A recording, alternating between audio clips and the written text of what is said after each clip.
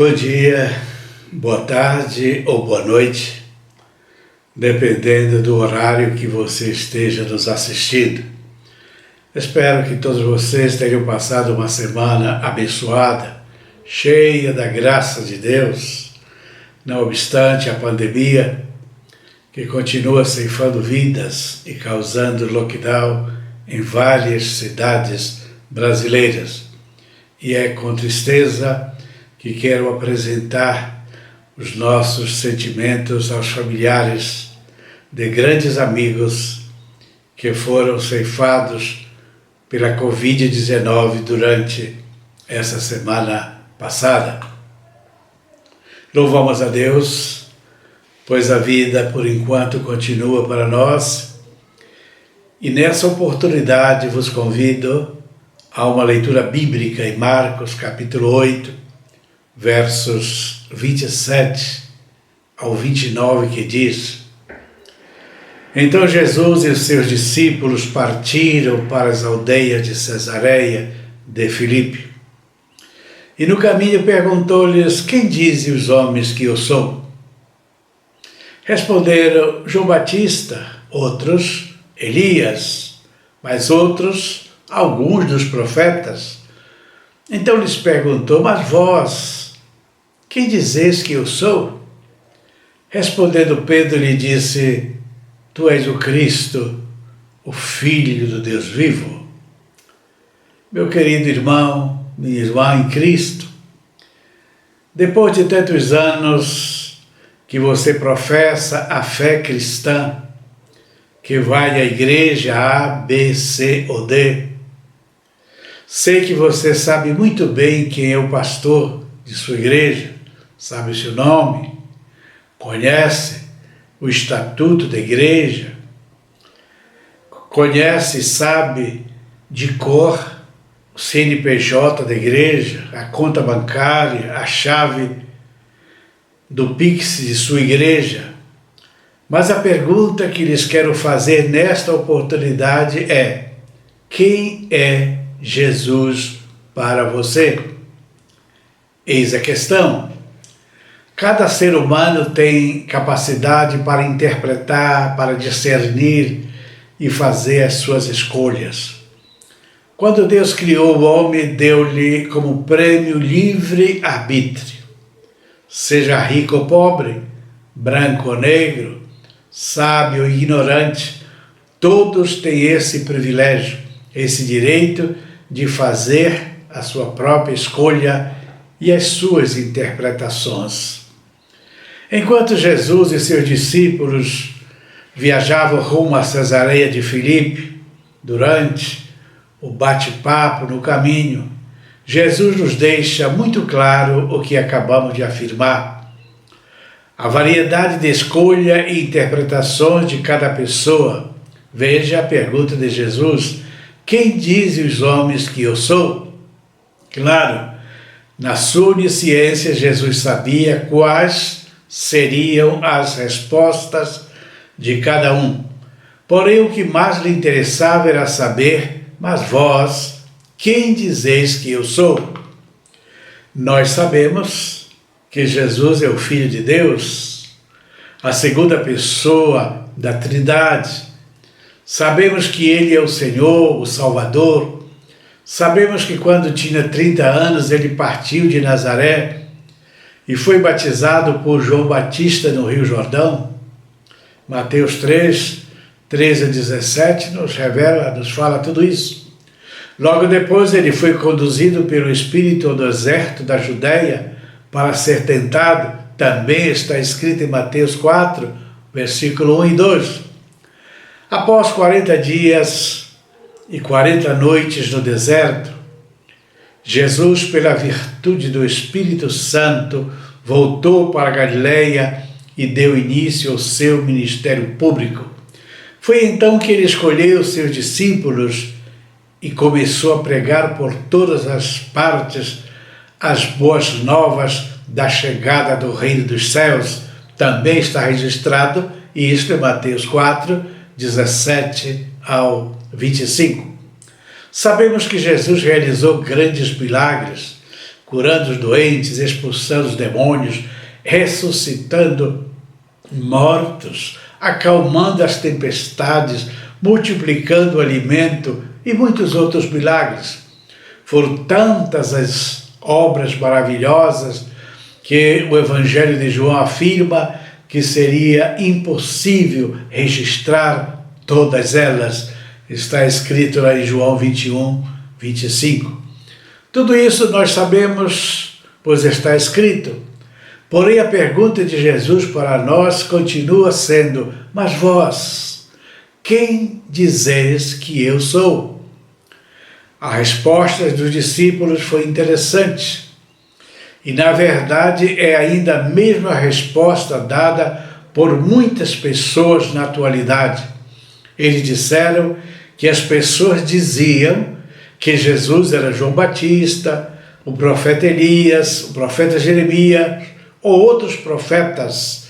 Aí em Mateus 16, 14, vemos esta resposta dos discípulos. Isto significa que as pessoas simplesmente afirmavam que ele era um homem como qualquer outro. Sim, um homem notável como João, Elias ou Jeremias, mas ainda assim, simplesmente um homem. No entanto, logo em seguida, o apóstolo Pedro, revelado por Deus, respondeu esta pergunta de forma enfática e categórica. Ele disse: Tu és o Cristo, o Filho do Deus vivo. Mateus 16, versículos 16. A pergunta de Jesus continua ecoando, e oxalá que ela chegue aos nossos ouvidos. Mas vós, quem dizeis que eu sou? Hoje essa pergunta de Jesus é muito mais pertinente do que nunca.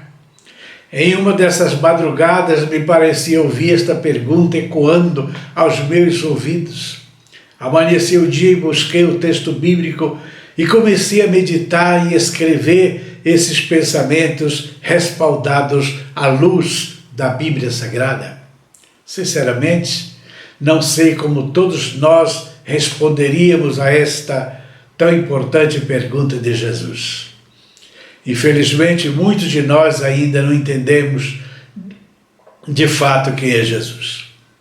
Tenho observado nas pregações, nas orações, nas conversações, na forma como muitos estão liderando igrejas, provas evidentes de que para muitos Jesus é como um homem qualquer, que está à nossa disposição como um servo, esperando uma ordem a obedecer. Exemplo: Senhor, vai agora visitar o irmão fulano de tal que está doente. Ele está lá no hospital A, B, C ou D. Vai visitar. Vai, Senhor, curar o teu servo. Senhor, visita os demais hospitais, aqueles que foram afetados pelo coronavírus. Visita os presos, Senhor, os encarcerados. Senhor, vai, visita, entra na Cracolândia e salva aquela gente escravizada pelos vícios das drogas.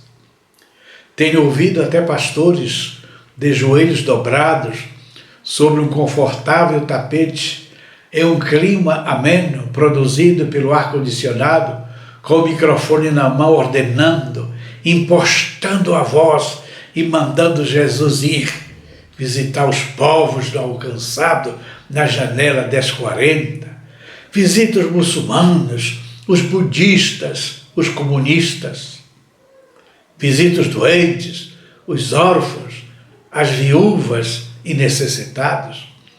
Outros estão mandando Jesus entrar em oração, mandando Jesus ir entrar no Senado Federal, na Câmara dos Deputados, no Supremo Tribunal Federal e arrancar esses políticos corruptos e mudar o sistema político fracassado de nosso país. Vocês já ouviram esse tipo de oração, meus irmãos? No meu entendimento, esse conceito a respeito de Jesus está completamente equivocado. A resposta de Pedro, mediante a revelação de Deus, foi diferente. Ele disse: tu és o Cristo, o Filho do Deus vivo. Mateus 16:16. Ele é o Filho de Deus Pai, Criador dos céus e da terra. Ele é o Salvador das nossas almas. Foi Ele que nos deu o direito de sermos feitos filhos de Deus. João 1, versículo 12. A palavra Cristo significa ungido. Cristo é a versão grega da palavra hebraica Messias. João 1:41. Ele não veio para ser nosso servo, nosso vassalo, muito menos ele não é um terrorista, um miliciano ou justiceiro. Ele é a essência do amor de Deus Pai. Ele veio para ser Senhor. Há mais de 2000 anos ele exerce com galhardia este senhorio sobre o mundo, sobre nossas igrejas e sobre nossas vidas. E há 2000 anos Jesus tem ordenado a mim e você para irmos por todo o mundo e pregar o Evangelho. Este Evangelho que é o poder de Deus para a salvação, para a solução de todo aquele que crer e busca uma mudança, uma transformação. Visitar os presos, os doentes, e influenciar o mundo social e político em todas as suas esferas, como o sal da terra e a luz do mundo. Esta é nossa missão, esta é nossa obrigação. Lamentavelmente vemos uma inversão de valores. Os servos querendo mandar e ordenar aquele que é o Senhor. Quem tem que ir são os servos, somos nós, eu e você. Todavia, tenho uma boa notícia para aqueles que reconhecem o senhorio de Cristo e estão dispostos humildemente e prontamente a submeter-se às suas ordens. Jesus, aproximando-se, falou-lhes, dizendo: toda a autoridade me foi dada no céu e na terra. Ide, portanto, fazei discípulos de todas as nações, batizando-os em nome do Pai e do Filho e do Espírito Santo, ensinando-os a guardar todas as coisas que vos tenho ordenado. E eis que estou convosco todos os dias até a consumação dos séculos. Mateus 28:18-20. Se você reconhece que é servo, meu irmão, e está disposto a obedecer à ordem de Cristo, então vá.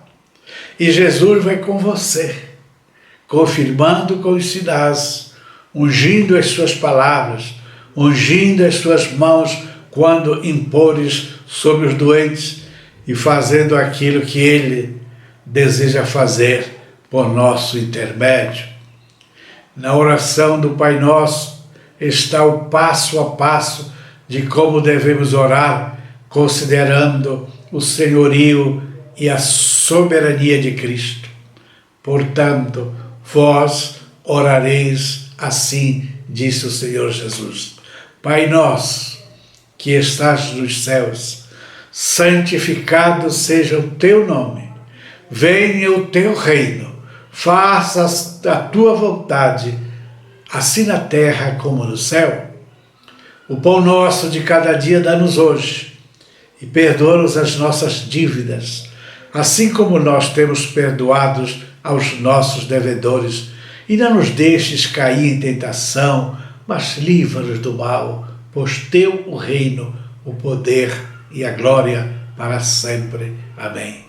Porque se perdoardes aos homens as suas ofensas, também vosso Pai Celeste vos perdoará.